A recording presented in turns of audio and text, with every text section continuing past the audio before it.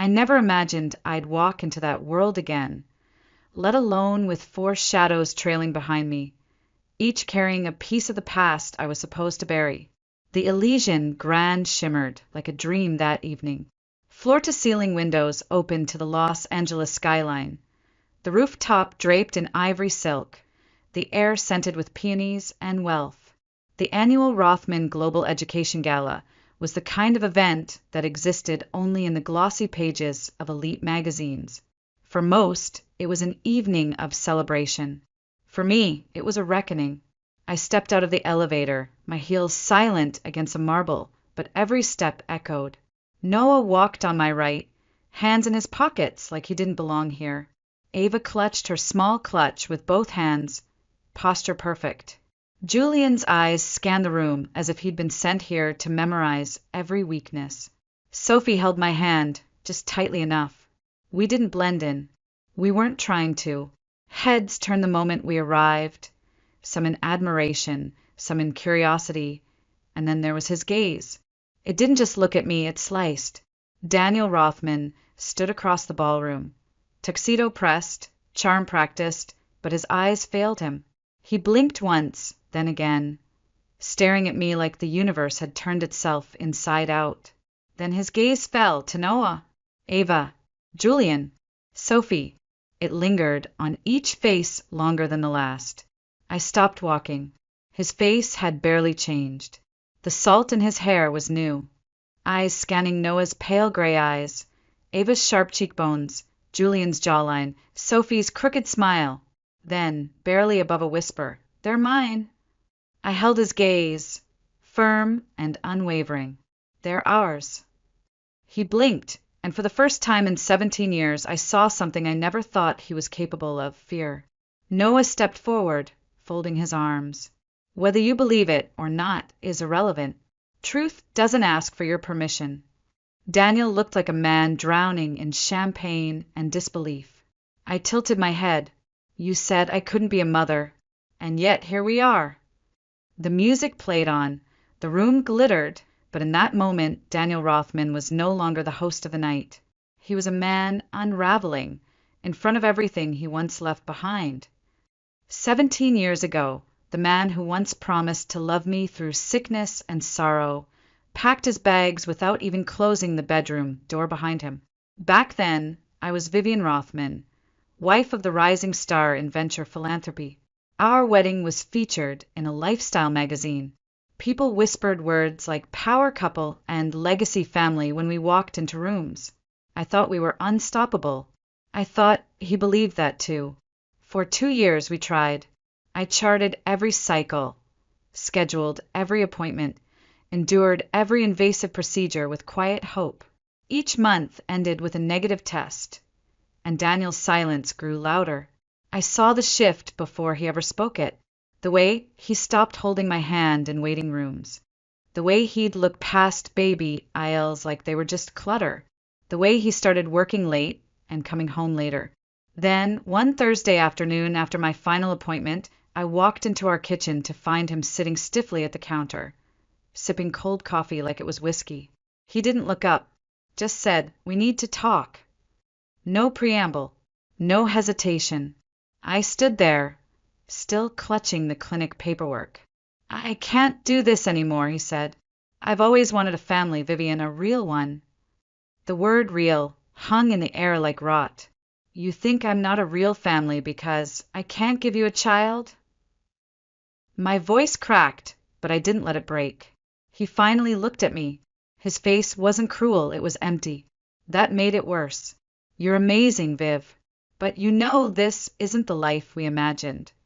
"No, it's the life I kept fighting for, even when you started giving up." He stood, slowly, like he was preparing to leave a meeting. "I think it's better if we both move on." And just like that, the man I married walked out of our marriage as if it were a business deal gone stale. I didn't scream. I didn't beg. I just stood there while the door clicked shut and silence filled the house like water in a sinking ship. The weeks that followed were a blur of legal papers, closed blinds, and automated calls from fertility clinics asking if I wanted to schedule follow-ups. Daniel didn't even stay long enough to help cancel them. To the world, I disappeared. I left the agency I co-founded, changed my number, moved to a rental house on the edge of Santa Monica. I told no one, not even my sister, because when shame sits with grief, it's easier to believe you somehow deserved it. But grief doesn't stay grief forever. Sometimes it hardens into something else. Resolve. One night, I sat on the floor of my kitchen, surrounded by silence and unopened mail, and whispered to myself, "You are not broken. You are not finished." That was the night I started researching. Stem cell innovation, reproductive breakthroughs, quiet whispers about a clinic in San Diego working on something radical, something called novogenesis. I didn't know what I would find. I just knew I wasn't done yet. Daniel had made his choice. Now it was time I made mine. The clinic didn't advertise. No glossy pamphlets. No smiling stock photos of babies in baskets. Just a whisper passed between desperate women, and a phone number that rang twice before a calm voice answered. "Pacific Regan Lab, this is Dr. Miriam Cho's office." I remember my voice trembling when I gave my name. I didn't have a referral, just a last sliver of belief. Belief that science hadn't written its final word on me yet. They scheduled me for a preliminary consult 3 weeks later. San Diego was a quiet 3-hour drive from Santa Monica, but that day it felt like I was crossing into another world. One where failure didn't follow me like a second shadow. The building was tucked away behind a children's museum, with no signs, just a code-protected elevator and a sterile white hallway that smelled of lavender and antiseptic. Dr. Cho greeted me herself, a woman with sharp eyes and a gentleness that felt earned, not practiced. She read my file in silence, then looked up. "You've been told you're infertile, but have you been told your body is incapable of carrying a child?" I blinked. "Aren't they the same?" "They used to be," she said. "Not anymore." She introduced me to novogenesis, a clinical trial using reactivated ovarian stem cells to regenerate viable eggs. It was experimental, high risk, painful, and most of all, confidential. "You may not succeed," she said, "but if you do, you'll be the first." That night, I didn't sleep. I sat on the balcony of my apartment and stared at the ocean in the dark, waves rolling like quiet applause from the universe. I wasn't ready to hope again, but I was ready to fight. The first 6 months were a storm of injections, scans, biopsies, and hormone therapy that left me shaking, nauseous, and haunted by bruises blooming along my stomach, like purple reminders of what I might never get. There were nights I cried into my pillow, nights I doubted myself, nights I hated Daniel all over again. But I never stopped. Then, one cool morning in October, I got a call. I was sitting on the bathroom floor, hair wet, robe damp. Dr. Cho's voice was steady. "You're pregnant, Vivian." For a moment, I forgot how to breathe. I didn't tell anyone. Not family. Not friends. Not even the clinic receptionist who'd grown fond of my quiet nods. I carried that secret like a flame in my chest, sacred, fragile, and mine alone. 9 months later, I held Noah in my arms, born healthy, with a full head of dark hair and pale gray eyes that looked nothing like mine. 2 years later came Ava, then Julian, then Sophie. For miracles, each born with the odds stacked against them. I never told them about Daniel, not even his name. To them, their father was a ghost I refused to summon. And honestly, I didn't need to. I taught them how to plant basil in coffee cans, how to balance grocery budgets, how to take a deep breath before responding to cruelty. I taught them how to walk tall, even when life tried to make them small. They were my world, and I was enough. Still, on certain nights when the wind carried the scent of ocean salt and unfinished dreams, I'd wonder if Daniel ever looked back, if he ever thought about the woman he left behind and the family he didn't even know he abandoned. But I never went looking, because I wasn't interested in dragging the past forward. I was waiting for it to catch up on its own. Daniel didn't sleep that night, not a single minute.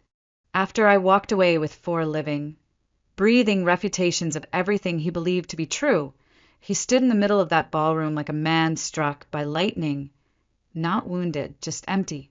He didn't even say goodbye to his guests. He left before dessert was served, before the keynote speech he was supposed to deliver.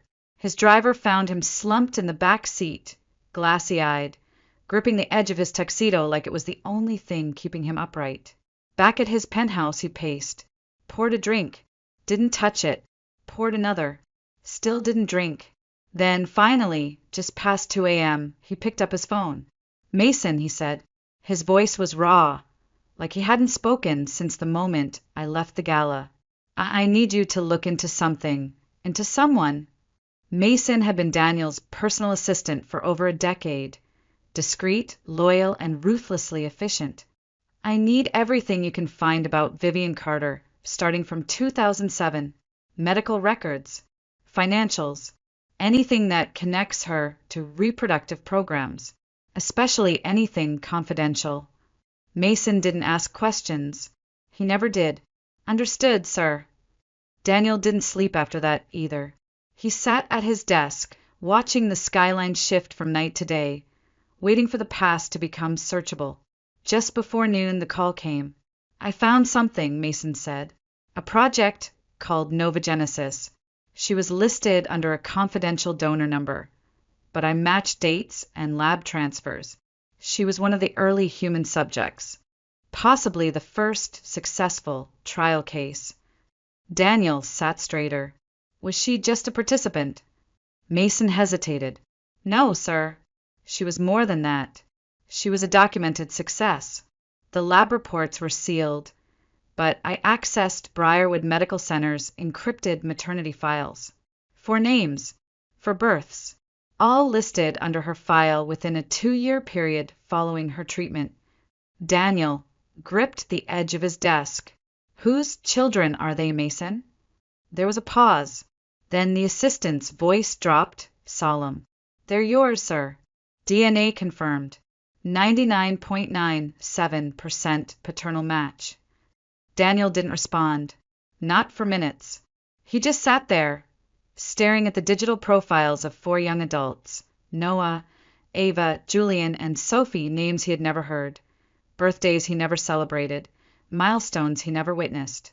One screen showed an ultrasound from Briarwood dated 16 years ago. Tiny heartbeats flickering in grayscale. The kind of image that should have brought him joy. Instead, it brought silence and something colder. Regret. Real, choking, late to the party regret. He didn't feel betrayed. He felt disqualified. Because 17 years ago, when I needed strength, he brought absence. When I looked for partnership, he gave me pity. And now he knew what I had done without him. What he had missed because he chose to walk away from a future he didn't understand.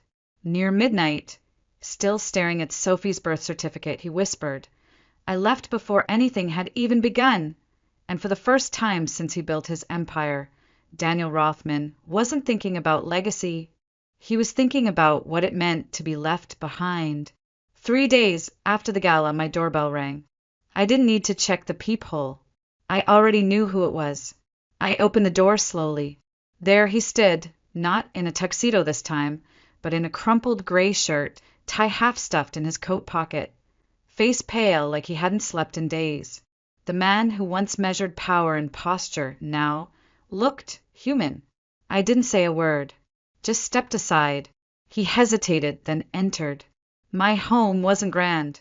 A modest craftsman tucked between trees in Santa Monica, the smell of sea air and black coffee always hanging somewhere in the background. This was where my children had grown up, where I had rebuilt something resembling peace. He stood awkwardly in the living room, eyes roaming over photos on the wall. Birthdays, hiking trips, bad haircut years, all absent of him. Then they came. Noah first. Calm, unreadable, stepping down the stairs with measured grace. Then Ava, arms crossed, gaze sharp as ever. Julian followed behind her, his walk slower, more calculating. Sophie emerged last, holding a steaming mug of chamomile tea until she saw him. She froze. The cup trembled. "Hi," Sophie said finally. "Not cold. Not warm. Just real." Daniel nodded. "Hello." They didn't move. They didn't invite him to sit. So he stood in the middle of the room, surrounded by the life he had never been a part of. He took a breath. "I know I don't have the right, but I can't keep living without facing this. I need to know. I need to be heard." Julian stepped forward, arms folded. "Heard for what? So you feel better about leaving before we were even born?" Daniel swallowed. "No, not for that. I just need to explain." Noah's voice came low and firm. "You didn't know about us, but you knew Mom. You knew the kind of person she was. You really think if she wanted to become a mother, she wouldn't find a way?" Daniel looked at the floor. "I didn't think she'd ever—" "Don't finish that sentence," Ava cut in. "You already did enough thinking for all of us." A long pause followed. Then Sophie, of all people, stepped forward. Her voice was small, but her words sharp. "If you had known there was a chance, even a tiny one, would you have stayed?" The room stilled. Daniel looked at each of them, then at me, then out the window, where the garden lights shimmered against the dusk. He turned back slowly. "I want to say yes. I want to say I would have stayed and fought for it. But the truth is, back then I was scared. I didn't know how to handle not being in control. And I chose the easier road." Noah gave a single, nearly invisible nod.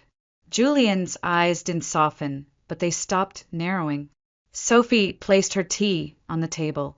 Ava stared at Daniel with the same face she made when her math teacher once tried to gaslight her over a grading mistake.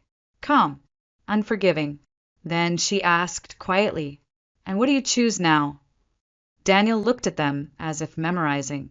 "Now, I choose not to run, even if I'm never forgiven, even if all I get is distance. I choose to stay." Noah stepped forward, almost chest to chest with the man who shared his blood but not his memories. Showing up doesn't undo anything, but it does mean something if you keep showing up. I watched them, my children, standing not as victims, but as witnesses, not begging for a father, just demanding accountability. And for the first time since that doorbell rang, I spoke. "If you came here hoping to be welcomed," I said, my voice calm, "I can't promise that. But if you came to take responsibility, this door won't be locked." Daniel nodded. And for a moment I saw something in his face I'd never seen before. Not ambition, not pride, not apology, but willingness. Daniel didn't try to call. He didn't send flowers. No grand gestures. No guilt-soaked letters or long-winded apologies. Just a quiet message, 3 days later. "If any of you are free, I'll be at the little bookstore near campus around 4. They have a poetry section. Thought maybe one of you liked that." No pressure. No expectation. He was just there. Noah was the first to show up. He didn't announce himself. She texted a single line. "Bus stuck. You free?" 12 minutes later, Daniel pulled up with an umbrella and a jacket in the front seat. She climbed in without a word. The car was quiet except for the windshield wipers. Before getting out, she left a folded napkin in the glove box. "Thanks for coming. I didn't interfere. I watched, like a woman standing at the edge of a quiet river, letting each of them choose which bridge to cross in their own time." Sometimes Daniel sat at the kitchen table, helping Sophie with her science presentation. Other nights, he played chess with Noah under the porch light. Ava once invited him to a student gallery. Julian didn't chase him off the porch anymore. He didn't ask for my attention, never tried to reclaim his old title. He just existed in the spaces they allowed him to fill. Not a father, not yet, but a presence. And sometimes that's where healing begins, not with a declaration, but with consistency. It was late October when the truth finally found its voice. The wind carried a chill through the backyard, rustling the old maple leaves across the porch. I stood in the kitchen, watching Daniel help Sophie with a physics diagram, both of them bent over a sketch pad with matching frowns. There was something surreal about it, seeing him there in the world he once walked away from. Later that night, after the kids had gone to bed, I brewed 2 cups of tea and stepped out to the back porch. Daniel was already there, leaning on the railing, eyes lost in the shimmer of the distant city lights. I handed him a cup. He took it without a word. For a while we just stood there in the quiet. No guilt, no demands, just breath and memory. Then I asked softly, that day when you left me, was it really just about the children? He didn't answer right away. The wind stirred again, stronger this time, as if even it wanted to hear the truth. No, he finally said, voice low. That was the part one could say out loud. The part that wouldn't make me look small. I turned to face him fully. Then what was the truth? Daniel stared into his cup like it might hold the answer. I panicked, he said. I looked at our future, at the disappointment in your eyes, and I saw someone I didn't recognize. I wasn't the man I thought I'd be. You were strong. You held it together. You kept believing. And I felt like I was fading.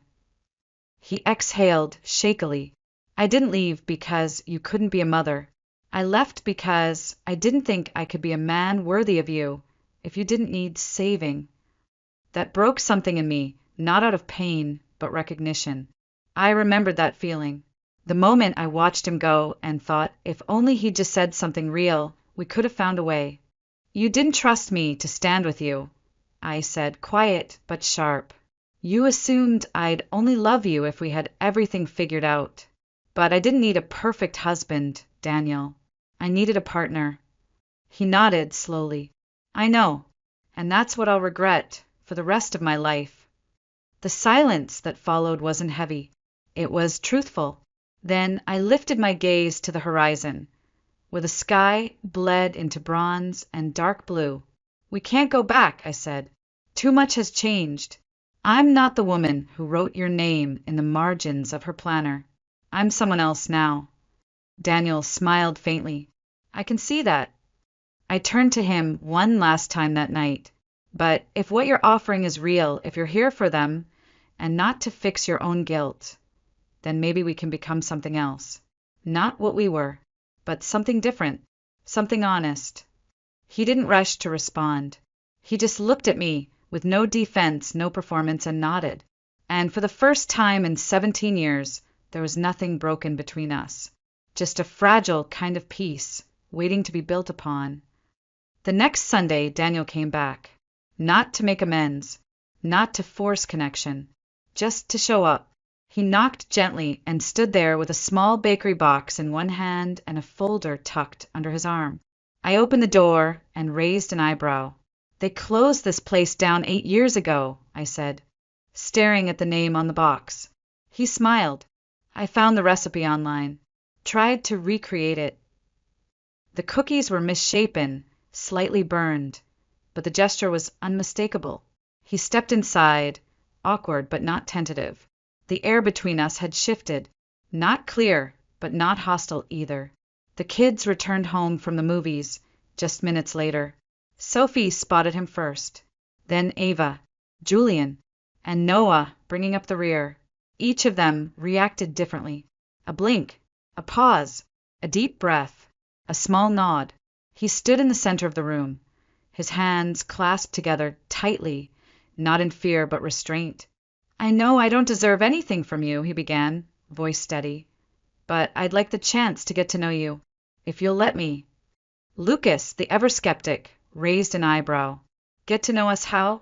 Ice cream runs and holiday cards for the next 17 years. Daniel didn't flinch. If that's all I get, I'll take it. If it's nothing, I'll still be here. Noah stepped forward, eyes locked on him. You sure about that? Daniel nodded. I don't know where to start, but I know I don't want to walk away again, even if it's just to listen. A beat passed. Then Ava turned, grabbing her coat. Do you have a car?